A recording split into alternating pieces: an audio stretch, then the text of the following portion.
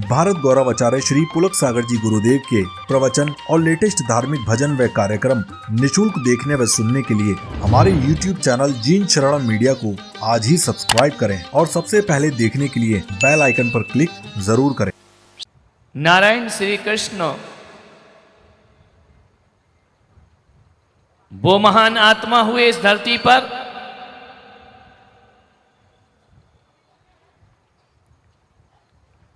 जिन्होंने भारत की दो सनातन परंपराएं, एक वैदिक परंपरा और एक श्रमण परंपरा का गठबंधन कराया। श्रमण परंपरा जैनों की है, वैदिक परंपरा वेद की है। ये दोनों परंपराएं बड़ी सनातन हैं। ये दोनों साथ साथ चला करती हैं, रेल की पटरी की तरह। इस समानांतर चल रही हैं सदियों से इस देश में।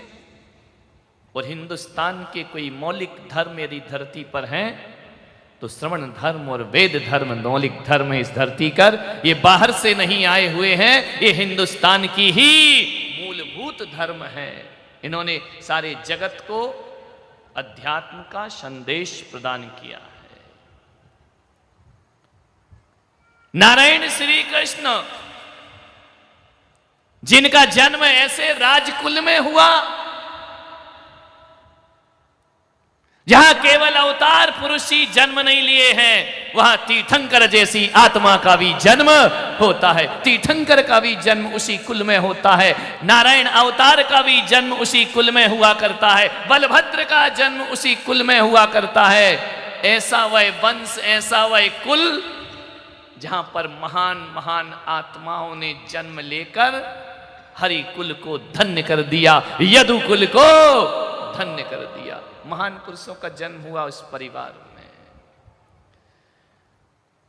वासुदेव पुत्र नारायण कृष्ण। वासुदेव के 8 भाई थे, उनमें एक भाई थे समुद्र विजय, जिनके पुत्र 22वें तीर्थंकर नेमिनाथ भगवान हुआ करते हैं। एक ही वंश में पैदा हुए हैं। नारायण कृष्ण और नेमिनाथ दोनों भाई थे, एक ही वंश थे, चाचा ताऊ के बच्चे थे। दोनों ने यदुकुल को रोशन किया, दोनों ने हरिकुल को रोशन किया, यदुवंश को रोशन किया। महान आत्मा हुए। नारायण श्री कृष्ण वो आत्मा हुए जिन्होंने हिंदुओं के दिलों में अपना स्थान बनाया, एक स्थान, पूजित स्थान बनाया। और तीर्थंकर नेमिनाथ वो हुए जो जिन शासन के प्रमुख राजा बनकर, तीर्थंकर जिनेंद्र बनकर के जगत का कल्याण किया करते। ये दोनों महानुभाव नेमिनाथ और नारायण श्री कृष्ण एक ही कुल में पैदा हुए। एक बात याद रखना, जेल में पैदा होना बुरी बात नहीं है। क्या करोगे, अपने कर्मों का फल है, भुगतना पड़ेगा। जेल में पैदा होना कोई बुरी बात नहीं है। नारायण कृष्ण का जन्म रात्रि को 12 बजे जेल में हुआ करता है। जेल में पैदा होना कोई बुरी बात नहीं। मैं पुलक सागर कहता हूं, जेल में पैदा होना बुरी बात नहीं है। जेल में जीना और जेल में मरना बुरी बात हुआ करती है। नारायण कृष्ण ने संदेश दिया कि बड़े बड़े महापुरुषों का जन्म महलों में हुआ, तो नारायण कृष्ण का जन्म मामा की जेल में हुआ, मथुरा में हुआ। नारायण कृष्ण का जन्म जेल में। जेल में पैदा हो जाओ, कोई मत घबराओ, लेकिन सूरत वालों ऐसे काम करना कि जेल में जीना ना पड़े और जेल में मरना ना पड़े। नारायण कृष्ण का जन्म कारागृह में होता है। कारागृह के सीकचों में जन्म लेने के बाद भी नारायण कृष्ण वो महापुरुष हुए जिन्होंने कारागृह में पैदा होने के बाद सारे जगत को शांति, प्रेम और माधुर्य का संदेश सारे जगत को दिया, सारे जगत को कर्म योग का पाठ पढ़ा। नारायण कृष्ण, दो महान आत्मा, एक राम और एक कृष्ण। जग में सुंदर है दो नाम, चाहे कृष्ण कहो या राम। दो महान नाम हुए। एक बात याद रखना, कृष्ण की कथनी और राम की करनी, दोनों में बड़ा अंतर है। कृष्ण की कथनी और राम की करनी अनुकरणीय होती है। राम ने जो किया वो तुम करो, और कृष्ण ने जो कहा वो, कृष्ण ने जो किया वो तुम मत करना। बहुत बुरी धुलाई होगी, ध्यान रखना। वो कृष्ण जैसी महान आत्मा ही कर सकते हैं, आप और हम के बस की बात। कन्हैया ने जो किया वो करना मत, नहीं तो बोलो कान्हा ने जो किया वो हम भी करेंगे। एक आदमी था, बोले कृष्ण गोपियों को छेड़ते थे, रास रचाते थे, मैं भी करूंगा, मैं भी उनका उपासक हूं। मैंने कहा पागल, कृष्ण की ये बातें तो तुझे याद है, लेकिन ये बात याद है कि एक बार कृष्ण ने पूरे गोकुल की रक्षा के लिए अपनी छोटी उंगली में गोवर्धन पर्वत उठा लिया था। मैंने कहा बोल, कृष्ण जो करेंगे वो तू करेगा। उनने गोवर्धन पर्वत उठाया था। अरे रामलाल, तू रास्ते का गोबर ही उठा के बता दे तो मैं समझूंगा तू कृष्ण का। गोबर उठता नहीं है, गोवर्धन की बात करता है। ध्यान रखना, कृष्ण ने जो किया वो कभी मत करना, कृष्ण ने जो कहा वो जिंदगी में करना। राम ने कहा कुछ नहीं, राम ने किया ही किया है। एक बात याद रखना, राम जीवन भर देवता बन करके जिए हैं और कृष्ण जीवन भर मनुष्य बन करके जिए हैं। राम के अवतार को पूर्ण अवतार नहीं कहा जाता, बल्कि कृष्ण के अवतार को पूर्ण अवतार कहा जाता। नारायण के अवतारों में नारायण कृष्ण का अवतार पूर्ण अवतार हुआ करता है। उन्होंने समग्रता से जीवन को जिया है। राम कृष्ण, ध्यान रखना, समग्रता से जीवन जिया। कृष्ण का माखन चुराना याद है, वो माखन चुराते थे, हम भी चोरी करेंगे। माखन चुराना याद है कृष्ण का, लेकिन सुदामा के चिवड़े के बदले किसी का नगर बसाना याद है, किसी का घर बसाना याद है।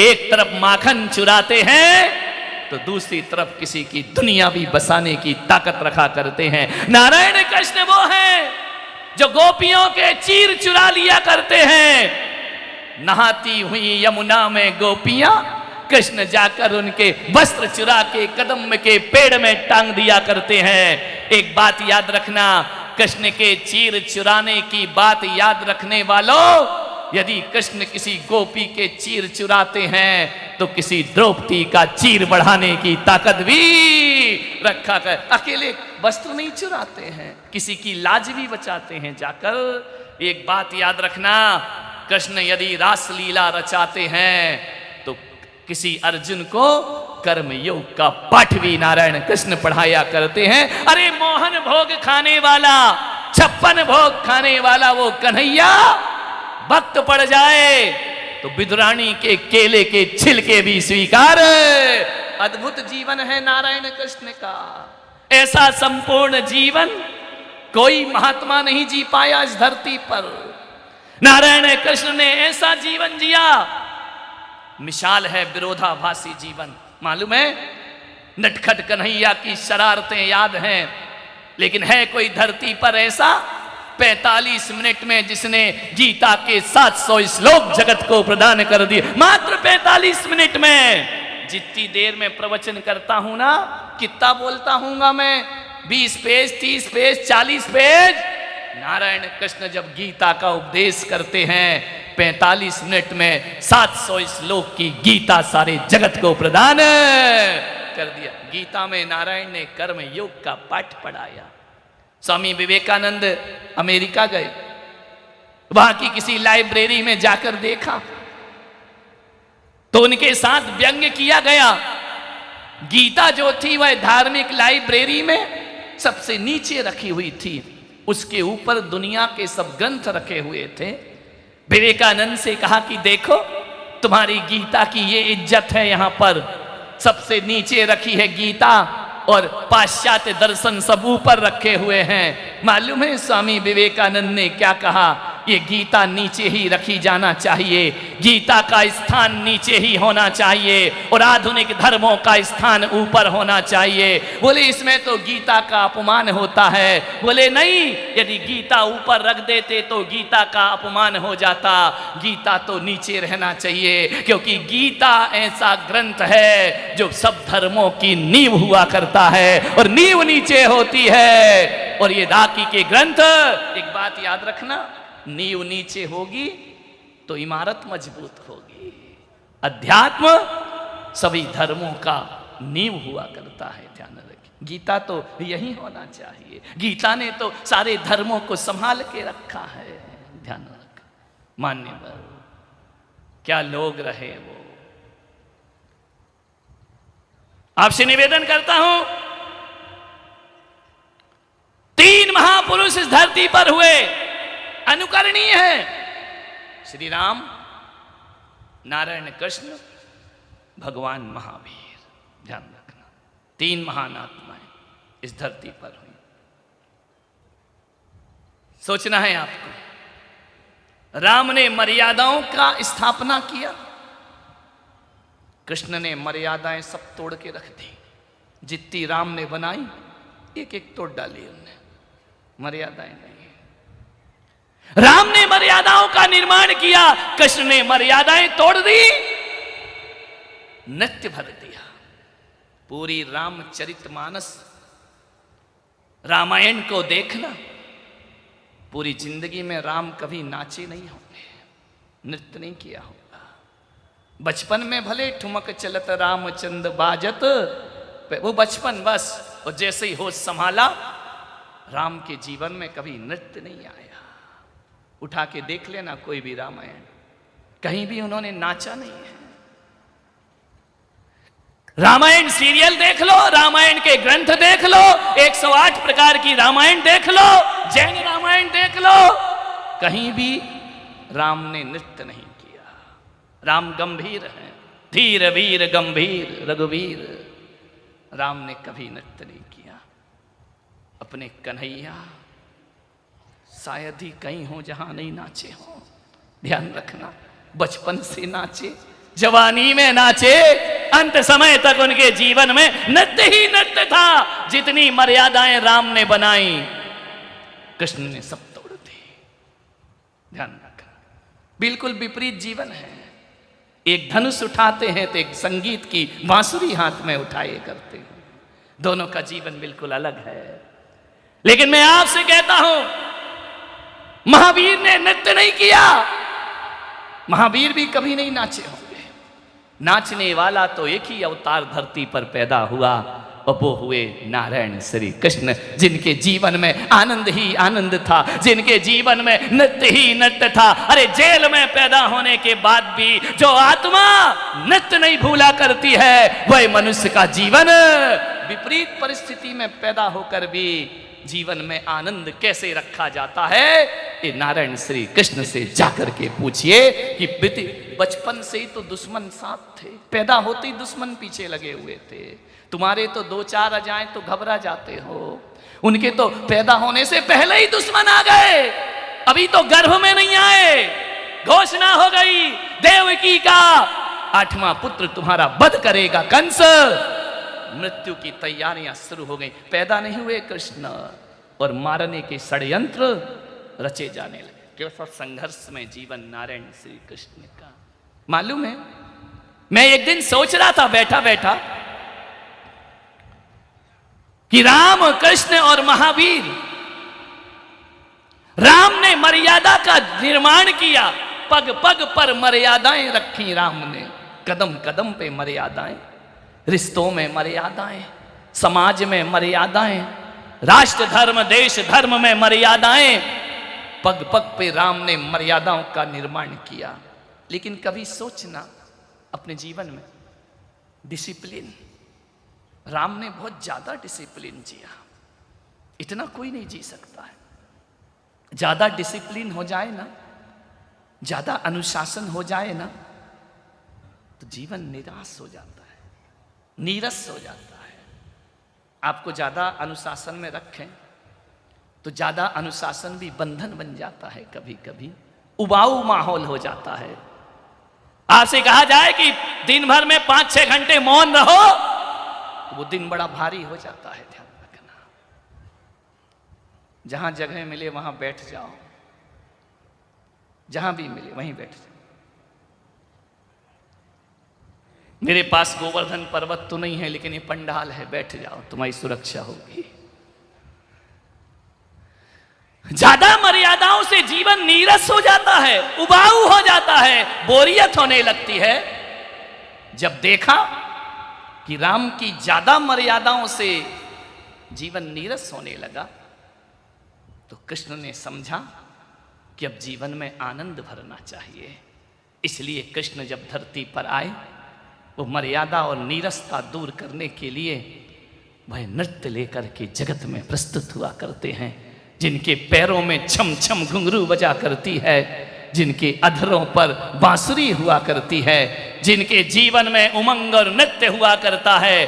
कृष्ण ने नृत्य सौंपा सारे जगत को, हंसता हुआ धर्म सौंपा, नाचता हुआ धर्म सौंपा, खिलखिलाता हुआ धर्म सौंपा। राम की मर्यादाओं से धर्म नीरस हुआ, कृष्ण ने रस भर दिया उसमें। लेकिन एक बात याद है कि ज्यादा नाचना भी बड़ा दुखदाई हो जाता है। कितनी देर नाचोगे? 10 मिनट, 15 मिनट, 20 मिनट? कितना आनंद भरोगे? कितना नृत्य रखोगे जीवन में? जब आदमी नचते नचते थक जाता है फिर क्या चाहता है? बोलो, विश्राम चाहता है ना, फिर वह मौन चाहता है ना। तो बड़ी मजे की बात, प्रकृति का संतुलन देखो। मर्यादा भरने के लिए राम आए, नृत्य भरने के लिए कृष्ण आए। वो जब नाच नाच कर दुनिया थक गई तो समाधि देने के लिए महावीर का जन्म हुआ करता है इस धरती पर। वह कहते हैं मौन में रहो, विश्राम में रहो, शांति में रहो, समता में रहो। और उन्होंने राग से बीत रागता की बातें कर दी। महावीर मौन है, न नृत्य है उनके पास, न नीरसता उनके पास। महावीर नासा दृष्टि किए परम समाधि में लीन हुआ करते हैं। महावीर विश्राम है, महावीर महाविश्राम है। महावीर कहते हैं कि अब जगत से जब थक जाओ, नाच नाच कर थक जाओ, तो मेरे पास आना, मैं तुम्हें विश्राम प्रदान करूंगा। ध्यान रखिए, मनुष्य को तीनों चीजें चाहिए, मर्यादा भी चाहिए, नृत्य भी चाहिए, और कौन बोला आराम तो सबसे ज्यादा चाहिए। ध्यान रखना, महावीर आराम सिखाते हैं। सब छोड़ दो, घुंघरू तोड़ दो, बांसुरी छोड़ दो, मोर मुकुट उतार दो, वीतरागता को धारण करो। जीवन का आत्मिक आनंद तुम्हें प्राप्त हो जाएगा। क्या व्यवस्था बनाई है, सोचना है आपको, विचार करना है। आपसे मेरा निवेदन है कि संसार में नारायण कृष्ण ऐसी आत्मा हुए जिन्होंने कभी, नारायण कृष्ण के जीवन को देखना, उनने कोई साधना नहीं करी, उनने कोई तपस्या नहीं की, उनने जोगी का भेष नहीं बनाया, उन्होंने माला नहीं जपी, उन्होंने किसी मंदिर में जाके पूजा नहीं की, उन्होंने कुछ नहीं किया। न माला, न जाप, न मंत्र, छाप तिलक सब छोड़ दिया उन्होंने, कुछ नहीं किया नारायण कृष्ण ने। न कहीं कोई कथा करी जा करके, कुछ नहीं किया नारायण कृष्ण ने। एक बात ध्यान रखो, ना वो राम की तरह वनवासी बने, ना महावीर की तरह तपस्वी बने, लेकिन क्या बात है उनके जीवन की। ना उन्होंने वनवास धारण किया, ना महावीर का अभिनिष्क्रमण धारण किया। कृष्ण तो वो अवतार पुरुष हुए, ना माला, ना जाप, ना पूजन, ना पाठ, कुछ नहीं किया। फिर भी जो सारे जगत में ईश्वर के समान पूजा गया, वह नारायण ईश्वर के समान पूजे गए। ईश्वर बना करके दुनिया ने उन्हें पूजा। ना माला, ना मोती, ना कुछ नहीं किया उन्होंने जीवन में। मान्यता, वनवासी नहीं बने। मालूम है कृष्ण ने तपस्या क्यों नहीं की? हिंदू लोग यहां बैठे होंगे, बैठे हैं, हाथ उठाओ जरा, नारायण के भक्त नीचे कर लो। कृष्ण ने तपस्या क्यों नहीं की? मैं पूछता हूं, कृष्ण वनवासी क्यों नहीं बने? कृष्ण ने जटा जूट धारण क्यों नहीं की? कृष्ण ने योगी का भेष क्यों नहीं बनाया? कृष्ण ने वैराग्य क्यों नहीं लिया? मालूम है?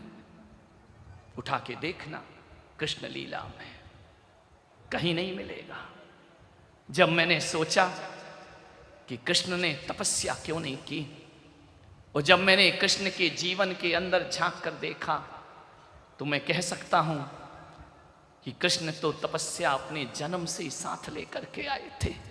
पग पग पर उनकी तपस्याएं थीं, और कृष्ण ने जो तपस्या की है ना, वो तपस्या दुनिया में कोई नहीं कर पाया। ध्यान रखना, जिनके जन्म से ही तपस्या भाग्य में लिखा कर आए हो, पैदा होते ही जिन्हें 12 बजे रात को भागना पड़ा हो, कितनी बड़ी तपस्या है। जन्म लेते ही माँ बाप से दूर हो गए, ये कितनी बड़ी तपस्या है। गोकुल में जाकर के पले, राजवंश में पैदा होने वाला, नंद बाबा के यहाँ अपना बचपन गुजारा करते हैं। कैसी तपस्या नारायण कृष्ण की, छोटी सी उम्र में जिन्हें पूतना जैसी मारने के लिए आती हैं, उनका भी वध करने की ताकत नारायण श्री कृष्ण दिखा करते हैं। पग पग पर मृत्यु है, क्षण क्षण पे मौत है, लेकिन कृष्ण ने ऐसी तपस्या की जो बड़े बड़े तपस्वी भी नहीं कर पाए। जिन्होंने सब पाया सब छोड़ा, अरे इससे बड़ी तपस्या क्या होगी? जेल में पैदा होना, महल में जीवन जीना, और जंगल से देवलोक होना, इससे बड़ी तपस्या दुनिया में। जंगल से विदा हुए नारायण कृष्ण 125 वर्ष और 6 माह की आयु में नारायण कृष्ण ने देवलोक को प्राप्त किया। ध्यान रखना, 100-125 वर्ष की आयु थी उनकी। ध्यान रखिए मान्यवर, जेल से विदा हो गए। और वही मैं आपसे कह रहा हूं कि जब भी मृत्यु का क्षण आए ना, तो भोग की सैया में मत मरना। मैं पुलक सागर कहता हूं, भोगों के बिस्तर में मृत्यु प्राप्त मत करना। जब भी मृत्यु के क्षण आए, तो भोग के बिस्तर नहीं, समाधि के संस्तर हमारे पास होना चाहिए। महावीर की तरह दुनिया से विदा होना चाहिए। कृष्ण जब गए, जंगल से विदा हुए, तीर मार दिया उनके पैर में, देवलोक को प्राप्त हो जाया करते हैं। मान्यवर, सोचना है आपको। ऐसे जिए नारायण कृष्ण, उन्होंने जो कहा वो गीता बन गया। जो कृष्ण ने कहा वो गीता, और जो कृष्ण ने जिया वो लीला बन गई जगत के लिए। ध्यान रखना, ऐसा जीवन उनका। बचपन से आताताइयों को पछाड़ना, दुश्मनों को परास्त करना, प्रौढ़ अवस्था से बाल्यकाल तक आसुरी शक्तियों को दंडित करना। एक बात याद रखना, आपसे मैं निवेदन कर रहा हूं, दुश्मन के घर में पैदा होना। दुश्मन के घर में तो पैदा हुए, जेल में मामा की, मामाओं से बचना। नहीं, आज के मामाओं की बात नहीं करना, इनसे तो बचो। ये जितने मामा हुए बड़े फेमस हुए, कंस मामा, शकुनी मामा, बर्बाद की इन्होंने बहनों के घरों को। ध्यान रखना, एक बात याद रखना, दीवार को आला खराब करता है, ससुराल को साला खराब करता है। जिन घरों में ससुराल का इंटरफेयर होता है, वो घर उजड़ने में ज्यादा देर नहीं लगा करती है। ध्यान रखिए। तो दीवार में ज्यादा आला मत बनाओ, नहीं तो वो दिया उसे काला कर देगा। ससुराल का साला ज्यादा पास में मत रखो, हस्तिनापुर की तैयारियां हो जाएंगी। ध्यान रखना, ऐसा नहीं है मामा लोग दुखी नहीं हो, हर कोई किसी का मामा है। ये बात अलग है कि आज का मामा कम मामू ज्यादा है। ध्यान रखना, एक मामा वो है जो शकुनी मामा होता है, एक मामा वो है जो कंस मामा होता है, और एक मामा वो भी होते हैं जिन्हें सारी दुनिया चंदा मामा कह करके बुलाया करती है। अच्छे मामा भी होते हैं जगत में। आपको कौन से मामा में नाम लिखाना है? चंदा में लिखाना काम तो शकुनी की तरह है। ध्यान रखना, विचार करना है आपको। दुश्मन के घर पैदा हुए, एक एक बात याद रखना, मात्र 11 साल 6 महीने की उम्र में नारायण श्री कृष्ण ने जितने भी बड़े बड़े योद्धा हुए ना, सबने मैदानों में जाके युद्ध किया है, रणभूमि में युद्ध किया है। 11 साल की उम्र में मथुरा में जाकर के कोई मैदान नहीं, कोई हथियार नहीं, कोई अस्त्र नहीं, कोई शस्त्र नहीं, आता ताई कंस को उसके सिंहासन से घसीट कर लाए। 11 साल का बच्चा मामा को घसीट करके सिंहासन से लाता है और उसी के राजमहल में उसे पछाड़ करके यमलोक में पहुंचाने की ताकत। 11 साल का बच्चा, भांजों से डरो, 11 साल में ही निपटा देंगी तुम्हारी कहानी, ध्यान रखना। 11 साल की उम्र में कोई मैदान नहीं, कोई युद्ध का मैदान नहीं, कोई हथियार नहीं, कोई सेना नहीं, कोई ताकत नहीं, घसीटा सिंहासन से कंस को, घसीट के उसके ही महल में उसे पछाड़ दिया। करते हैं ऐसी ताकत लेकर कोई पैदा हुआ तो इतिहास के हजारों पृष्ठों में देखना नारायण कृष्ण जैसा चरित्र दिखाई नहीं दिया करता है। कहीं भी उठा करके आप देख लीजिए, घर में जाकर के मारा। मुझे लगता है रणभूमि में तो सब सबको मारते हैं, लेकिन घर तक कोई खदेड़ता है तो वो तो नारायण कृष्ण होता है। और उनकी ताकत किसी में आती है तो मोदी में आती है, ध्यान रखना। घर में जाके खदेड़ा है, ध्यान रखना। घर से पीटते आए हैं और डंके की चोट पर पीटते आए हैं। कंस जैसे पाकिस्तान होंगे तो घर बैठे ही मारना पड़ता है मेरे भाई, ध्यान रखना। बाहर जाने की जरूरत नहीं पड़ा करती है, सोचना है आपको। बचपन, एक महिला मेरे पास आई, बोली महाराज इस बच्चे को आशीर्वाद दे दो। मैंने कहा काय का दे दूं? बोली बड़ी शैतानी करता है, छोटा सा बच्चा 2-3 साल का। तो मैंने कहा क्या करना चाहिए? बोली बहुत शैतानी, नाक में दम कर रखा इस बच्चे ने, इतना शोर मचाता है, इतनी परेशान हूं मैं। तो मैंने कहा क्या चाह रही है? बोली शांत हो जाए ये। मैंने कहा 2-3 साल की उम्र में इसे बूढ़ा बना दूं, बुढ़ा कर दूं इसको, आशीर्वाद। बोले नहीं नहीं बुढ़ा नहीं करना। तो मैंने कहा क्या चाहती है? एक बात याद रखना, माताओं से मेरे निवेदन है, बचपन तो नटखट ही होना चाहिए, बचपन गंभीर नहीं होना चाहिए, बचपन सीरियस नहीं होना चाहिए, बचपन ऐसा नहीं हो कि बूढ़ों की तरह जियो। कुछ लोग बचपन नहीं जी पाते और बुढ़ापा आ जाता है, कुछ लोग जवानी नहीं जी पाते हैं और बुढ़ापा आ जा। अरे बचपन तो बच्चों जैसा नटखट बचपन होना चाहिए। जब तक मोहल्ले के 2-4 उलाहने ना आ जाएं तब तक काय का हमारा 2-4 शिकायतें तो आनी चाहिए। काय का बचपन, ये मरे मरे से जियो, मुंह लटका के जियो।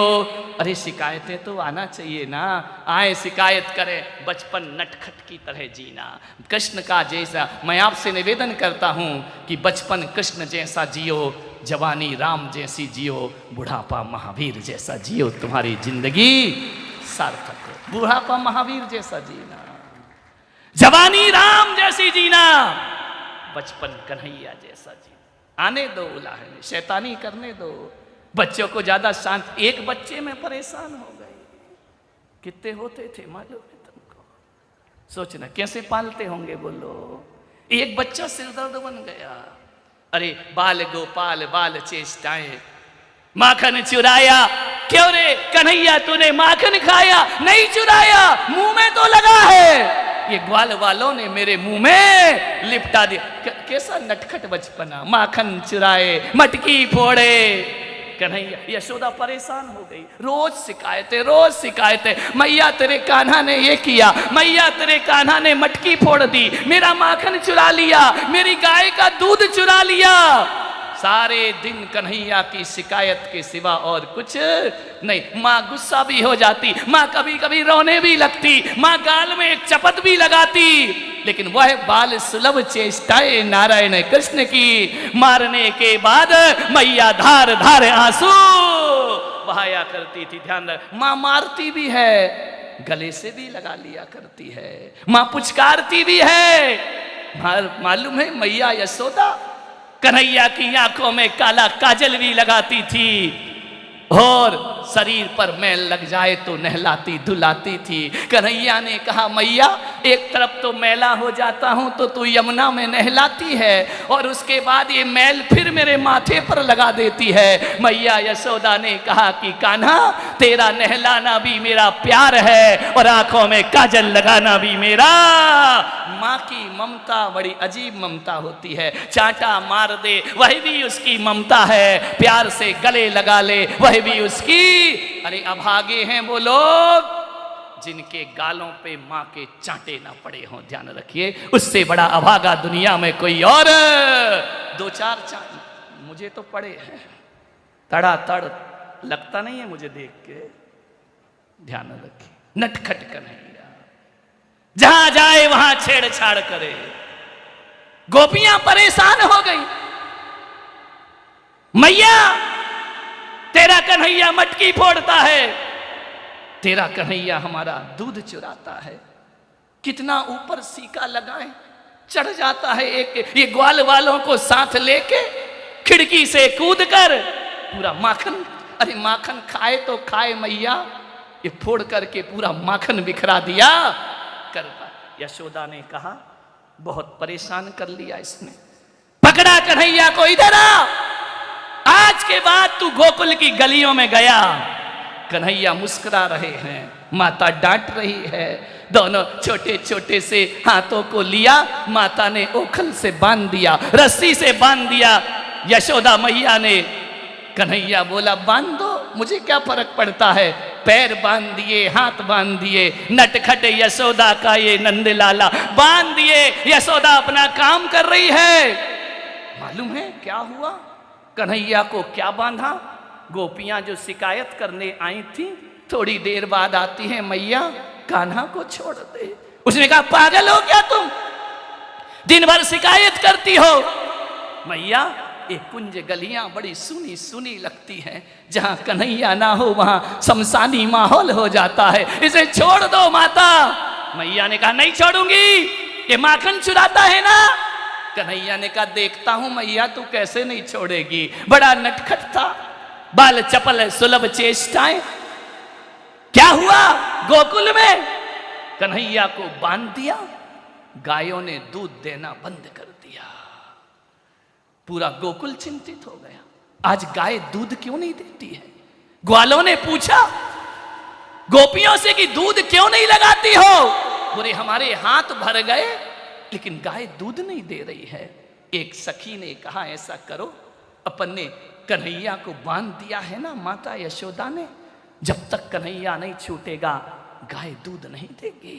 गई सखियां लौट करके गोपियां यशोदा के पास, मैया कन्हैया को छोड़ दे वरना ये गोकुल भूखा मर जाएगा, ये प्यासा मर जाएगा। तुम तो शिकायतें लेकर आती हो, किस बात पे छोड़ दूं। मैया गाय दूध नहीं दे रही है, गायों ने रवाना बंद कर दिया है। और जैसे ही यशोदा कन्हैया के हाथ पैरों को छोड़ती है, कन्हैया दौड़ा दौड़ा जब गौशालाओं में जाता है, गाय के स्थानों में जाता है, गाय देखती हैं चारों थनों से दूध की धार फूट जाया करती है, दूध की धाराएं बह गई।